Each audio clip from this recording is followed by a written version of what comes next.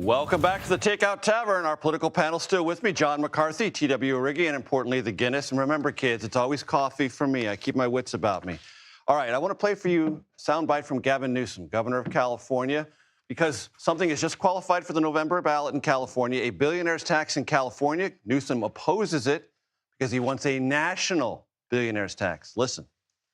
The system is fundamentally broken. The federal tax code, the corporate tax code, and the inheritance tax code seem to be written for a different set of Americans. It's time for an economic reset, a true minimum tax on billionaires that, well, ensures the people at the very top pay at least the tax rate their own workers pay.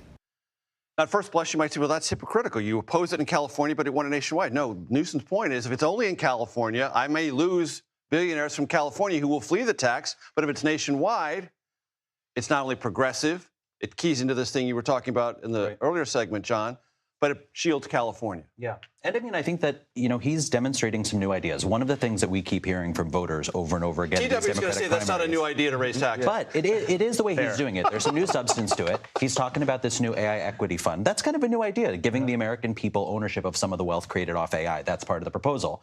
And I do think that Democratic primary voters right now are just looking for something new. They want energy. They want ideas. And, the wealth inequality in this country is staggering. Like, I think both sides should be able to agree on that, right? Like, the top 10% of the, wealth holders in this country hold 2/3 of the wealth. We just minted our first trillionaire, and people still can't buy groceries.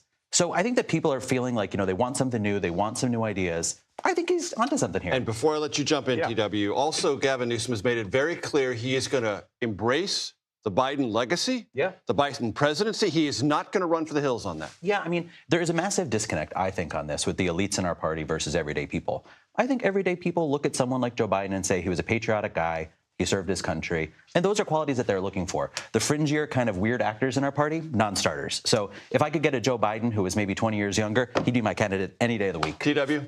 You know who else is talking about AI equity? A man by the name of Donald Trump. He's also talking about different ways for the AI companies to pay for energy, to pay for their own development of technologies. And he's withholding some models back on the safety side, which is not where they were a year ago. Correct. Here's the problem with what Gavin Newsom's saying. This is a very sly way to get out of it, but still pander to the base.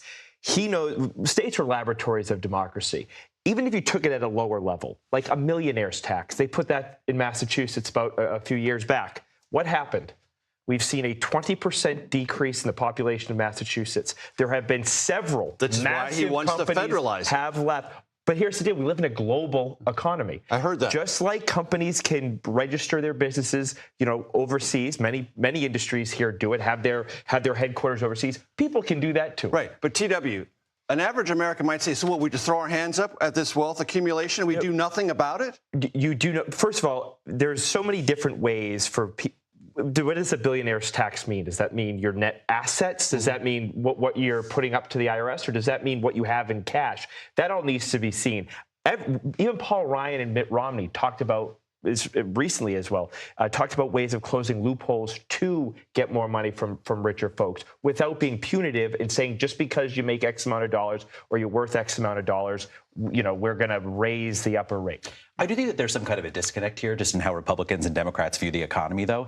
Republicans love to sit and say, well, if you tax them, the billionaires are going to leave, as if suddenly, economies only do well because there's a billionaire sitting around somewhere. The reason that these billionaires do well in these places is because of the workforces. These major cities, these population hubs with well-educated or well-equipped workforces, that's why these billionaires have made that money. So they're not going to move out of these important population centers just because of tax rates. They can't go somewhere else. They make their money off the backs of other people. Totally. Well, yes, 30 seconds. But yes, you are correct. They make it through the people who work for them. I think every CEO would say my employees are my draw. Of course they have to. That's what you have to say. The bigger problem is they hide their money. We need to close loopholes to make sure they can't hide it, not push them elsewhere. Great, let's tax them. Right, but the way that that's proposed is wrong. You don't do a millionaire addition. We do have a progressive tax rate. Let's keep it. What about a higher corporate tax rate? I would be open to that, but there's usually more layers to that. And I think Mitt Romney talked about that before. It's not just a simple wave your wand and it happens. He just said, didn't Mitt Romney just put out an op-ed saying that people like him should be taxed at higher rates? Yes, but he did not say a higher income tax. He said that's absolutely the wrong way to go. Accumulated assets over time, legacy assets, there's a way to find money. The federal government's usually pretty good at it. Some people think there should be. We don't have a revenue problem. There we go. You get the last word. John McCarthy, Guinness. T.W. Arrighi, Guinness, by request. Thank you.